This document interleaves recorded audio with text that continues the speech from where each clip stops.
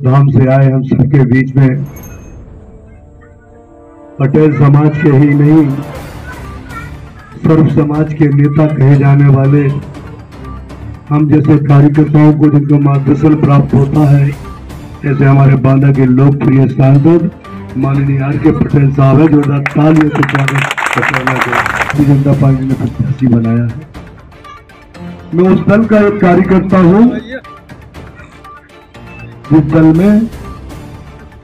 दल का नेता इस देश का नेतृत्व करता है और देश का ही नहीं पूरे विश्व में भारत का नाम करता है। ऐसे नरेंद्र मोदी जी जिस देश के प्रधानमंत्री हैं, उस दल का मैं एक कार्यकर्ता आपके बीच में है। आप जानते हैं कि जिस तरीके से हमारे प्रधानमंत्री नरेंद्र मोदी जी एक चौकीदारी बनकर पूरे देश में चौकीदार बनकर पूरे देश की रक्षा कर रहे हैं और देश का नाम आगे बढ़ा रहा है, उन्हीं के मार्गदर्शन में चलने वाले एक मैं कार्यकर्ता हूं। मैं सिर्फ आपसे इतना कहूंगा कि 17 तारीख को मतदान होगा। 17 तारीख तक आप मेरी चिंता कर लो। 3 तारीख को रिजल्ट खोलेगा, 4 तारीख को ये दिलीप अहरवाल आपका चौकीदार बनकर आपके बीच में खड़ा नजर आएगा। चौकीदारी करूंगा आपकी जो गौ की समस्या है उसका समाधान करूंगा जीवन भर के लिए। चौकीदार बनकर आपकी रोड डलना है, आपकी नाली बनना है, आपकी पुलिया बनना है, खम्मा लगना है, डीपी लगना है, क्या करना है, ये चौकीदार 4 तारीख के बाद आपके गांव में अगर बैठ कर कहेगा और पूछेगा कि बताओ ना क्या करना है, मुझे आपका चौकीदार आ गया है। अच्छे और सच्चे की पहचान करना सीखना है आपको। हमारे आदरणीय सांसद जी चित्रकूट धाम से आए हैं और उन्होंने बताया है कि 22 तारीख और 22 जनवरी को राम मंदिर बन रहा है। भगवान राम को काल्पनिक कहने वाले कांग्रेस के लोग जब आपके बीच में आए तो इनसे पूछना जरूर कि हम भगवान राम को मानने वाले लोग हो। जब हमारे भगवान राम को आपने नहीं छोड़ा तो हमारी चिंता कैसे करोगे आप? इनसे पूछना और कांग्रेस के प्रत्याशी से भी एक बात जरूर पूछना। आप तो जिला पंचायत अध्यक्ष थे, आपके पास तो पावर था, आप तो राज्य मंत्री थे, आपके पास निधि थी, फिर क्यों नहीं आप गांव में आए? क्यों नहीं गांव की रोडें डलवाई? क्यों नहीं गांव में हैंडपंप लगवाया? क्यों नहीं गांव की समस्या दूर की? इनसे पूछना। सब कुछ होने के बाद हम लोगों से कहते कि दिलीप अहरवाल तो वो बाहर का है, मेरे पूर्व चंद्रा विधानसभा के हैं, सर्वे में मकान भी हूँ, कई लोग जानते हैं, गुंडे चाचा ने पटेल साहब ने सब जानते, पूरे नेता। मगर जो लोग कांग्रेस का जो विधानसभा के चुनाव लड़ रहे हैं बेनीपुर गांव के रहने वाले हैं और 365 दिन में 3 दिन भी बेनीपुर गांव में नहीं रहते, वो छतरपुर में निरंतर रहते हैं, वो हमसे कहते हैं बाहर के। मैं तो आपसे तो निवेदन करूंगा इस चौकीदार को चौकीदारी करने का एक मौका दे दो। चंद्रा विधानसभा में जो आज तक नहीं हुआ वो आप लोगों के बीच में ये चौकीदार आपके चौकीदारी कर आपका काम करेगा। बस 17 तारीख को मेरे ऊपर विश्वास करना मेरे भाई, बड़े भाई, छोटे भाई, सब लोग भाई समझ के मुझे बेटा समझ के आशीर्वाद देना, बाकी मेरे ऊपर छोड़ देना। कभी आपके आंख में आंसू नहीं आने दूंगा, आपको उदास नहीं होने दूंगा, कभी निराश नहीं होने दूंगा। आपके जीवन में और मेरे जीवन में और सबके जीवन में 2 चीजें आती है, एक सुख एक दुख, सबके जीवन में आती है। सुख में मुझे आप कभी मत बुलाना, सुख में मुझे कभी पूछना नहीं आप, और भगवान न करे अगर आपके बीच में दुख आए उस दुख में दिलीप अहरवाल को पूछना, आधी रात के आपके बीच में खड़ा नजर आएगा और उस दुख को सुख में बदलने का काम करेगा। बस मैं एक निवेदन आपसे करना चाह रहा हूँ। बहुत लोग आएंगे, कुछ लालच भी देंगे, जिनका पता भी नहीं है, जो नंबर में भी नहीं है, वो भी आएंगे। थोड़ा बचना है, कमल के फूल पर बटन दबाना है। एक गलती आपकी किसान की सम्मान निधि जो 12,000 मिलती है वो आपकी खत्म कर सकती है।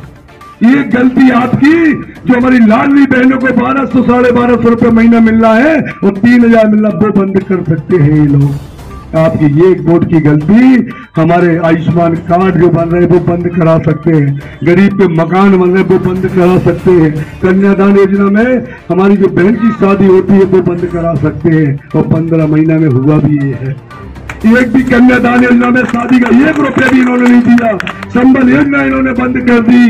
तो आप सभी से मेरा हाथ जोड़ के निवेदन है, भारतीय जनता पार्टी सबका साथ और सबका विकास करने वाली पार्टी, मुझे आशीर्वाद दो। पुनः एक बार अपने भाई से हाथों से आशीर्वाद, आपके चरणों में सांझों के आशीर्वाद। हमने डायरेक्ट मैं सीधे माननीय सांसद जी को आग्रह किया, हम लोग पिछड़े इसलिए हैं कि हमने अपनी बेटी को आगे नहीं पढ़ने दिया। मैं चुनाव है इसलिए चुनावी बातें करूंगा, लेकिन चूंकि एक बिटिया दिख गई तो कुछ बातें मुझे करने की आवश्यकता है। हम पीछे इसलिए हैं, जाति से पिछड़े नहीं, कोई भी जाति हो जो अपने बेटी को बेटे के बराबर नहीं पढ़ा लिखा सकता वो सबसे पिछड़ा है। उसकी पिछड़ी जाति से नहीं, जो भी जाति हो, विभिन्न ब्राह्मण हो और वो अपनी बेटी को नहीं पढ़ा रहा है, बेटे को पढ़ाने के लिए कोटा भेज देता है, बेटा कोटा में पढ़ेगा, अच्छा ट्यूशन पढ़ेगा और बेटी कलेक्टर बन सकती है, लेकिन बेटी को यही भैंस चराने के चूल्हा चौका यही खेती बाड़ी में यही लगा देता है, वो सबसे पिछड़ा। और जब तक ये हम नहीं करेंगे, बेटी को बेटे के समान अवसर नहीं देंगे, तो हम कभी भी आगे नहीं बढ़ पाएंगे। ये मेरा आपसे आग्रह है। बेटी लक्ष्मी है, बेटी लक्ष्मी है, बेटी दुर्गा है, बेटी सती सावित्री है, बेटी रानी लक्ष्मीबाई के रूप में भी हमारी खड़ी हो जाती है। और बेटियां, आज माननीय प्रधानमंत्री जी ने आपको 33% का रिजर्वेशन, नारी शक्ति को भी लोकसभा में हम लोगों ने, लोकसभा का जो नया भवन बना है, अंग्रेजों के जमाने का भवन था, कांग्रेस पार्टी उसी अंग्रेजों की गुलामी के भवन, बनाए गए भवन में हम लोग बैठते थे।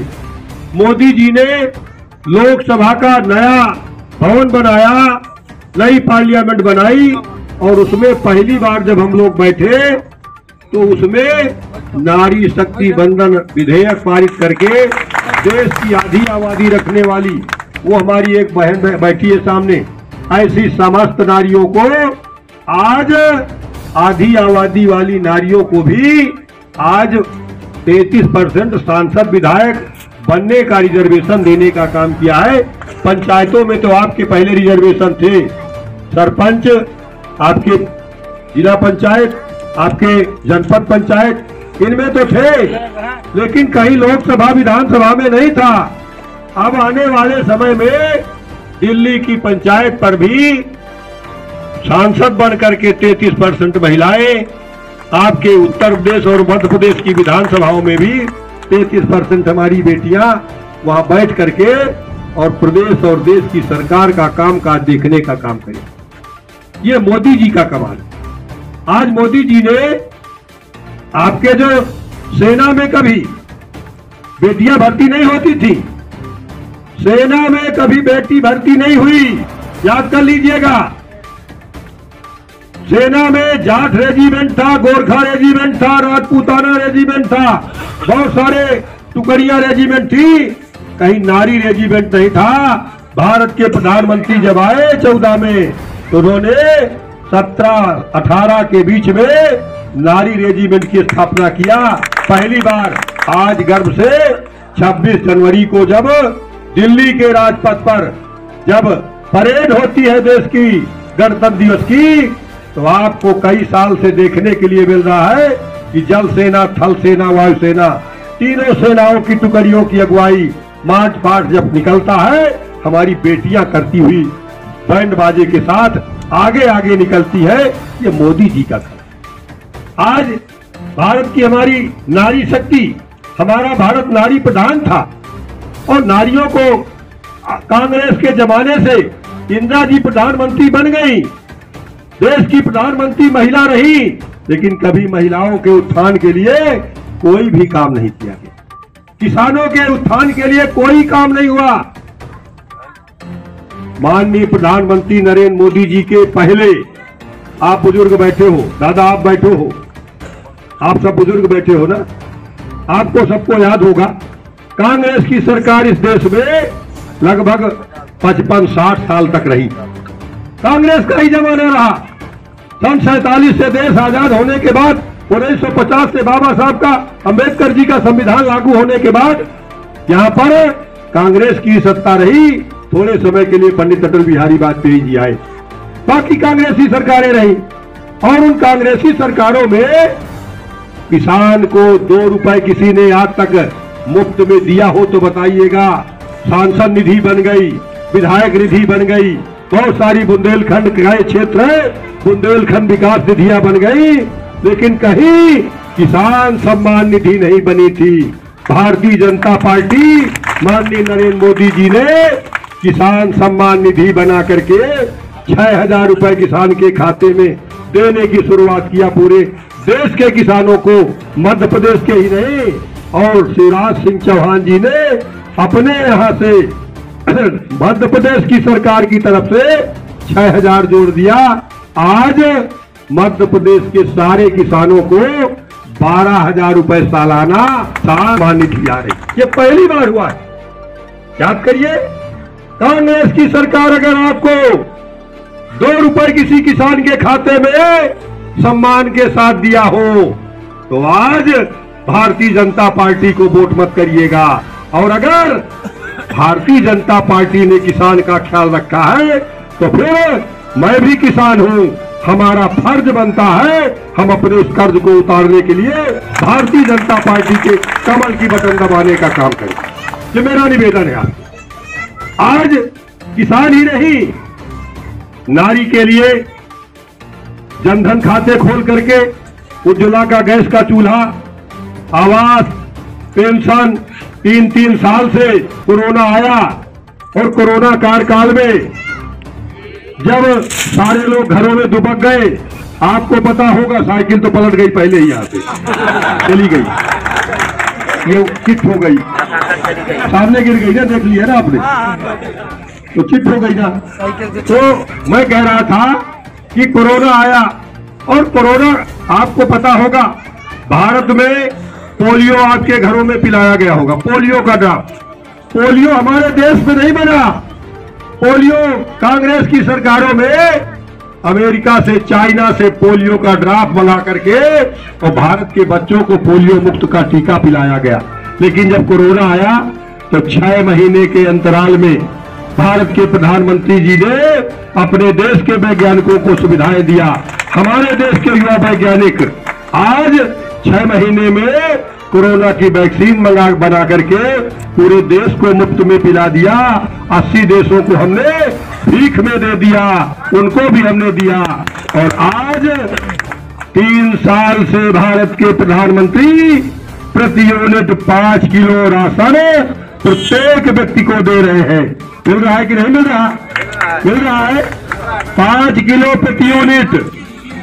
आपके गांव में भी 5 किलो प्रति यूनिट के हिसाब से 3 साल से राशन कोई गरीब भूखा न सोने पाए, कोरोना काल से शुरू हुआ था और आज तक अभी भी मिल रहा है, पूरे देश में मिल रहा है। कहीं कहीं तो मुख्यमंत्रियों ने भी पहले कोरोना काल में दिया उत्तर प्रदेश में, फिर उसके बाद से प्रधानमंत्री जी लगातार दे रहे। ये कोई भूखा न सोने पाए। ये अंगूठा लगा के आपके यहां भी हो गया होगा, अब राशन अंगूठा लगा के मिलता है ना, है? पहले गरीब के पेट में डकैती डाली जाती थी, गरीब का राशन कोटेदार गांव का खा जाता था। यहाँ का मजदूर सूरत, पंजाब, दिल्ली, हरियाणा में भट्टों में काम करने जाता है, मुझे पता है। और वो मजदूर जब 4 महीने 5 महीने वहां काम करने चला जाता था तो उस मजदूर का राशन कार्ड कोटेदार के घर में रखा रहता था और कोटेदार 6 महीने का अपने राशन उसके राशन कार्ड में भर करके, अपने रजिस्टर में भर के और फर्जी अंगूठा लगा करके वो दुकान चलाता था, बाजार में बेच देता था। गरीब का राशन कोटेदार बेच देता था। आज ऑनलाइन हो गया है।